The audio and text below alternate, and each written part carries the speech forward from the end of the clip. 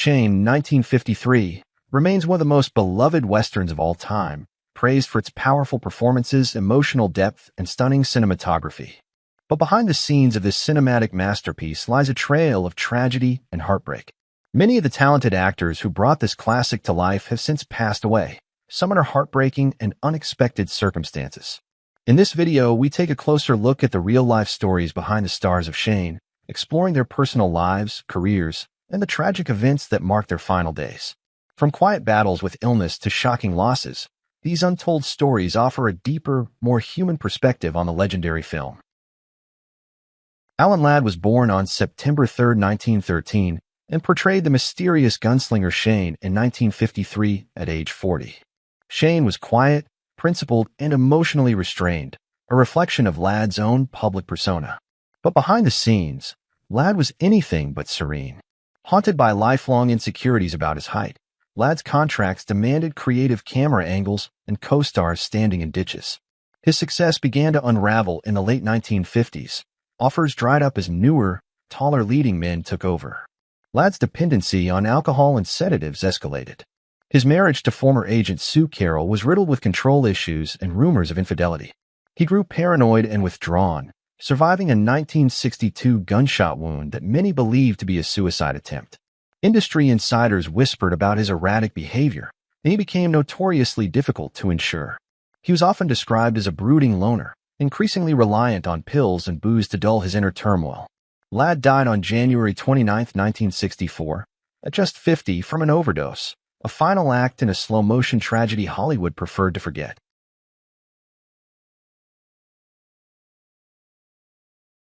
Van Heftlin was born on December 13, 1908, and played Joe Starrett in Shane at 45, portraying the honest homesteader with quiet grit.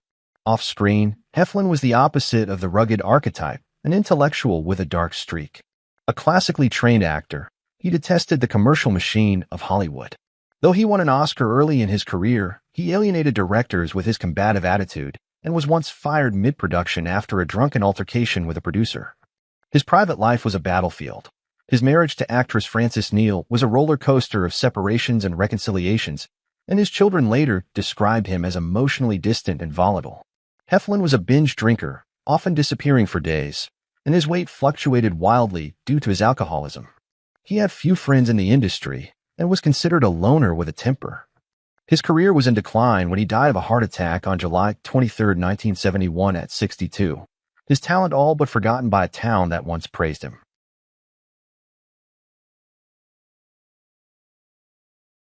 Jean Arthur, born on October 17, 1900, played Marion Starrett in Shane in 1953 at age 53. Marion was graceful and morally grounded, shielding her family with quiet strength. But Arthur herself loathed the spotlight she commanded. A recluse off camera, she would vanish between projects, sometimes fleeing Hollywood altogether. Her social anxiety was so severe she once fled mid-performance during a Broadway play, leaving castmates stunned. Arthur's romantic life was no less complicated. Her brief marriage to producer Frank Ross was cold and distant, and she reportedly had a deep but platonic attachment to director Frank Capra, which left both emotionally scarred. Known to lash out at producers and co-stars, she was blacklisted by several studios for her refusal to play the publicity game. Rumors of nervous breakdowns circulated, and she was once institutionalized briefly after a mental collapse in the early 50s. She died alone on June 19, 1991 at 90 from heart failure, having long since retreated from the world that made her famous.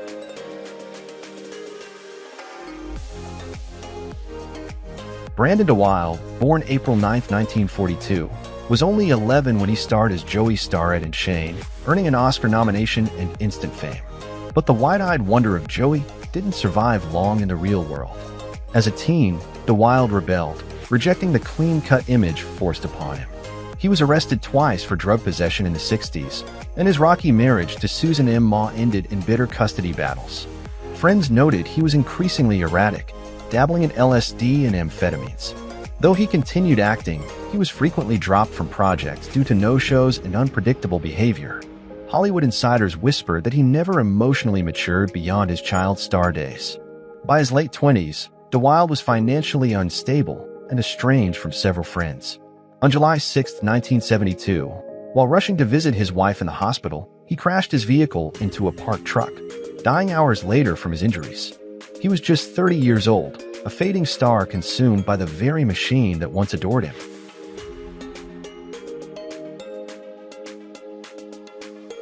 Ben Johnson was born on June 13, 1918, and portrayed Chris Calloway in Shane, 1953, at the age of 35. On screen, Calloway was a thuggish ranch hand whose unexpected shift to honor made him memorable. But Johnson, despite his cowboy charm and Oscar win later in life, bore deep grudges behind the scenes. His refusal to compromise on moral lines wasn't always noble. It reportedly cost fellow cast members roles when he clashed with producers over script content. He feuded bitterly with John Ford after salary demands turned hostile, effectively blacklisting him from Ford's projects for over a decade. Off-screen, Johnson's marriage was strained by long absences and rumors of infidelity with rodeo groupies. He was notorious for berating younger actors for being soft and allegedly slapped a cameraman on a Western set in 1962 over creative differences. Though he maintained a public image of integrity, he was a demanding perfectionist with a short fuse and zero patience for modern Hollywood. He died on April 8, 1996, at the age of 77 from a heart attack.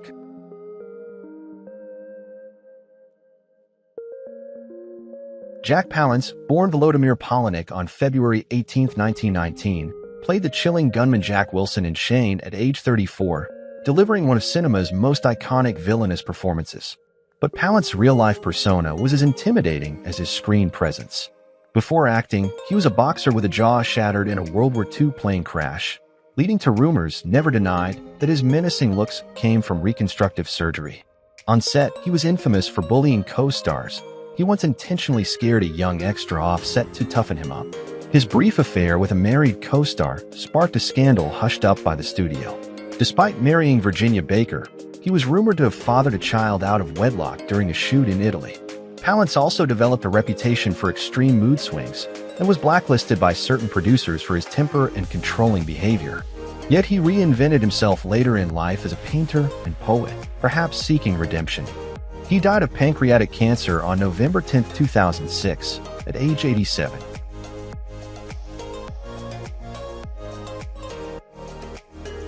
Edgar Buchanan was born on March 20, 1903, and took on the role of Fred Lewis in Shane at age 50. Lewis was the film's moral center, a loyal and simple homesteader. Buchanan, however, lived a far less wholesome reality. A trained dentist turned actor, he was rumored to have administered laughing gas recreationally during dental appointments, earning hushed warnings from medical boards in the 1930s. Though beloved for his jovial on-screen image, insiders whispered about his chronic alcoholism and penchant for gambling. Buchanan reportedly blew a small fortune at racetracks in the 1940s, even pawning family heirlooms to settle debts. His marriage nearly collapsed after allegations surfaced of an affair with a young actress he mentored. Known for disappearing on set and once found asleep behind a saloon prop mid-shoot, Buchanan's later years were quietly turbulent. He passed away on April 4, 1979, at age 76, following a stroke complicated by pneumonia.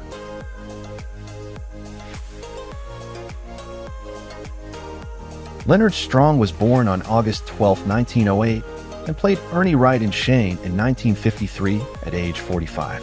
As a homesteader, Ernie embodied the average settler, decent, downtrodden, and ignored. Ironically, Strong's career mirrored that same erasure. Though a white man, he made his living portraying Asians in heavily stereotyped roles, becoming the face of Hollywood's ethnic mockery in films and shows like The Claw and Get Smart. Colleagues described him as a man torn between ambition and guilt. While he defended his casting publicly, private letters reveal he was tormented by typecasting and haunted by fan hate mail from Asian American communities. Off-screen, he was known for temperamental outbursts and once punched a co-star over a racial joke on set. His marriage collapsed in the 60s following infidelity and allegations of domestic abuse, but no charges were ever filed. Strong lived out his final years in quiet seclusion, reportedly estranged from both family and Hollywood. He died on January 23, 1980, in Glendale, California, at age 71 from undisclosed causes.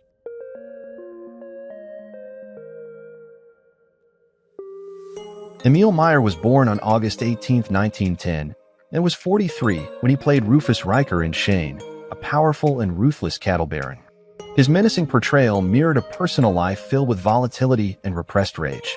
Before acting, Meyer worked gritty jobs and was rumored to have connections with New Orleans crime figures during the Prohibition era.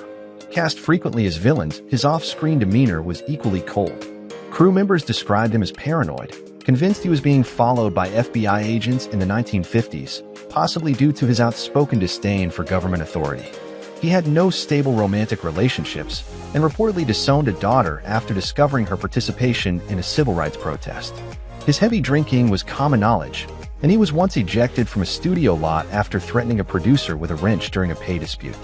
Meyer spent his final years in seclusion, ravaged by Alzheimer's disease, before dying on March 19, 1987, at age 76.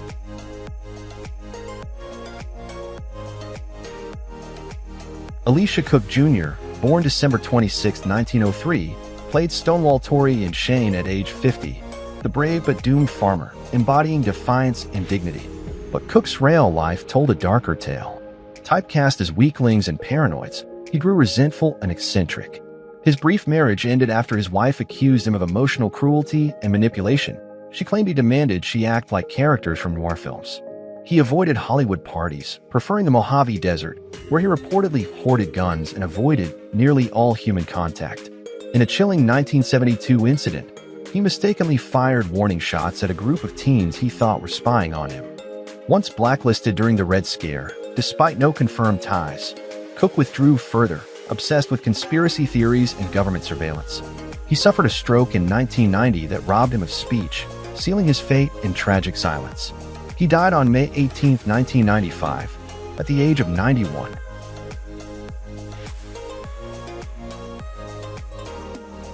Edith Evansson was born on April 29, 1896, and took on the role of Mrs. Shipstead in Shane at age 57. Her character, a no-nonsense frontier wife, echoed the kind of roles that defined her: maids, landladies, stern secretaries. But behind the typecasting was a woman of razor-sharp wit and leftist politics that made studio heads uneasy. Edith openly campaigned for Democratic candidates during the Red Scare and was blacklisted briefly in the early 50s, a fact she never forgave Hollywood for. She never married and was rumored to have had a long affair with a married director, though she never confirmed it. Her friendship with Marilyn Monroe became fodder for whispers. Some said she acted as Marilyn's spiritual guide. Others believed she was a controlling figure in the actress's life. Evansson lived modestly, giving much of her income to causes others avoided. In her final years, she suffered from financial strain and failing health. She died on November 29, 1980, at age 84 from heart failure, having lived a life of quiet rebellion behind the camera.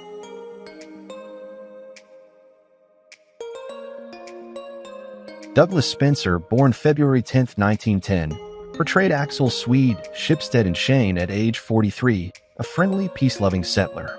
But behind his warm on-screen presence was a man besieged by misfortune. For years, he lived in the shadow of bigger stars, working as a stand-in and voice double with little recognition. Studio whispers suggested his diabetic condition, often poorly managed, caused unpredictable moods and occasional collapses on set. In 1957, while shooting a sci-fi film, he was hospitalized after a suspected insulin overdose, sparking rumors of a suicide attempt he later denied.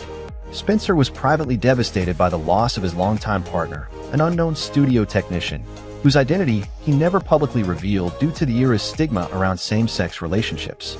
Quiet and withdrawn in his final years, he never married and had few close friends.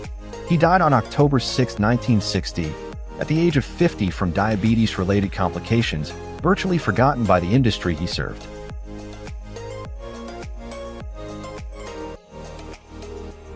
Nancy Culp, born August 28, 1921, took on a minor but sharp-witted role of Mrs. Howells in Shane, 1953, at age 32. Her intelligence shone on screen, and she carved a niche as a quirky, clever woman in an industry that often silenced such voices. Yet her life was riddled with hidden battles. A brilliant academic turned reluctant actress, Culp chafed under the industry's gender roles. During her time on the Beverly Hillbillies, she faced relentless homophobic bullying from co-stars, especially Buddy Ebsen, who later publicly campaigned against her political run.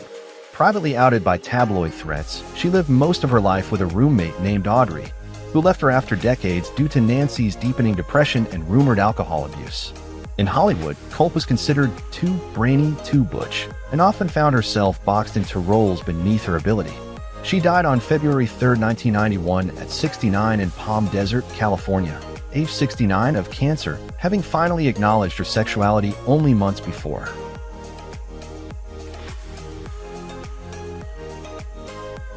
John Dirks was born on February 10, 1905, and played Morgan Riker in Shane in 1953 at the age of 48. Morgan was the brutal, stone-faced enforcer of the Riker clan, a man of few words and violent tendencies. Dirks brought menace with ease, his towering presence underscoring Morgan's intimidation. While Dirks had a fascinating shift from U.S. Treasury economist to actor, allegedly spotted by John Huston while working at the Red Cross during World War II, his Hollywood career never reached leading status. He was frequently typecast as grim villains, and behind the scenes, some colleagues resented his condescending attitude. Directors whispered about his stiff performances and rumored that he clashed with co-stars over lines. Personally, he remained a mystery. His 2 marriages were plagued with separation and silence. His estranged daughter once publicly accused him of emotional abandonment. Dirks struggled with alcoholism in his final years, often vanishing from sets or turning up disheveled. He died on January 8, 1975 at 69, in Los Angeles at age 69 from emphysema.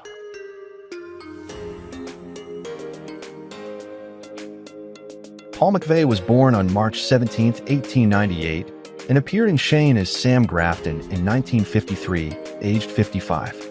Grafton was a reliable settler, a voice of reason in the chaotic frontier. Off-screen, McVey was known as Hollywood's forgotten man, a seasoned character actor who never made headlines, except when a 1942 lawsuit accused him of violating wartime housing restrictions, a scandal quietly buried. He often played dignified roles, but those close to him described a bitter man who resented being cast as background filler. His reclusive habits intensified after his wife left him in 1951, allegedly over his controlling behavior and chronic suspicion. In later years, he drifted into near obscurity, rarely seen in public. Industry gossip painted him as an embittered has-been, battling depression and isolation in a studio apartment surrounded by scripts he was never called to read. He died in 1973 at the age of 75, his name absent from memorial reels, remembered more by casting clerks than by fans.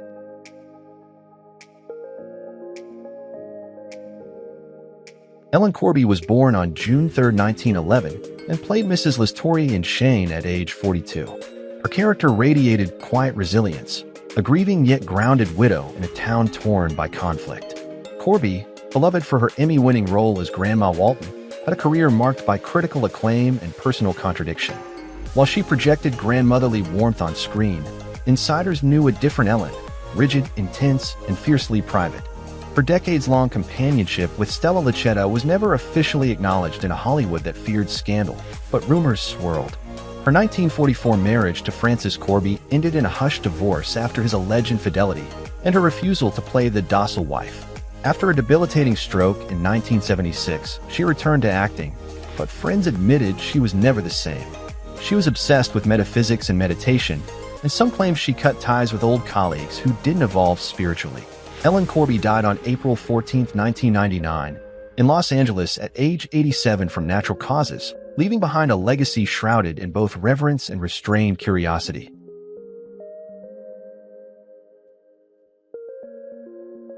Helen Brown, born on August 16, 1901, portrayed Martha Lewis in Shane, 1953, at age 52. On screen, she was the epitome of warmth and stability, embodying the hope and quiet strength of pioneer women.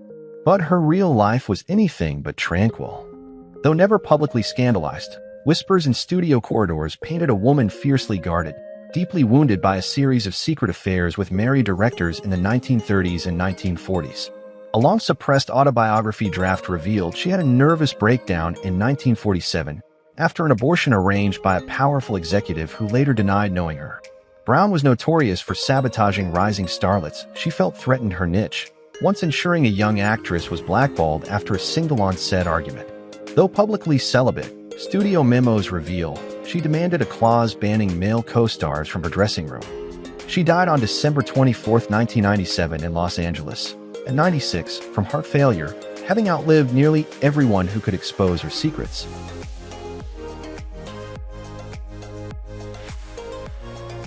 George J. Lewis was born on December 10, 1903, and played a nameless Riker man in Shane at age 50. Though silent in the film, his real life was riddled with sharp turns. A charismatic Mexican-American actor, he was long typecast as either the exotic villain or the token ethnic sidekick. Beneath his polished exterior lurked deep frustrations over Hollywood's racism. Friends reported frequent angry outbursts, fueled by tequila and bitterness at being passed over for leading roles. His big break as Don Alejandro in Zorro came late and with strings. Studio execs allegedly demanded he conceal his political views after he publicly supported striking Mexican-American farm workers. His marriage was scandalous for the time. He was a much younger dancer with ties to the mob-run club scene in the 40s, which he never publicly addressed. Lewis died of a stroke on December 8, 1995, just 2 days before his 92nd birthday.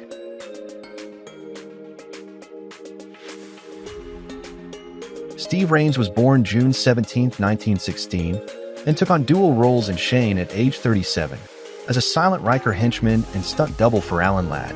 To many, he was the quintessential cowboy, but his reality was more volatile. A rodeo man turned stuntman, Raines was said to have a cruel streak, particularly toward younger stuntmen whom he reportedly hazed relentlessly. Behind the scenes, whispers of animal cruelty followed him, with accusations of overworking horses and ignoring safety protocols, though no official charges were ever filed. His marriage ended in a quiet divorce in the late 1960s, after years of infidelity and absences.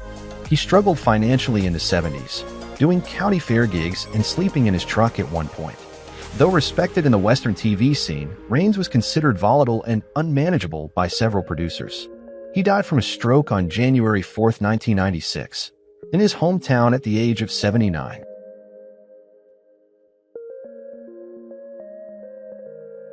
David Ladd was born on February 5, 1947, and appeared in Shane in 1953 at the age of 6, playing the wide-eyed little boy whose awe of the mysterious gunslinger framed much of the film's emotional core.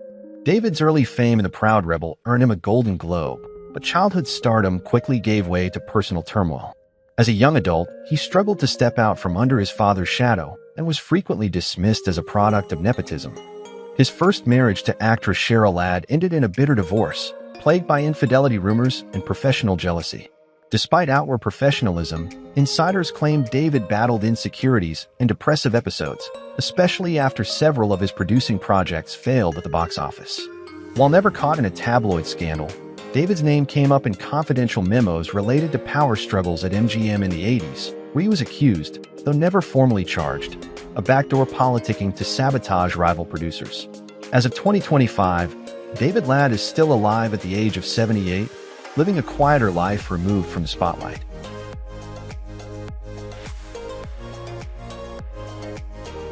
Who is your favorite character in Shane? How do you feel knowing that the actors have passed away? Feel free to leave your thoughts in the comments below. If you enjoyed this content, don't forget to like, subscribe to the channel, and hit the bell so you don't miss future videos. Thank you so much.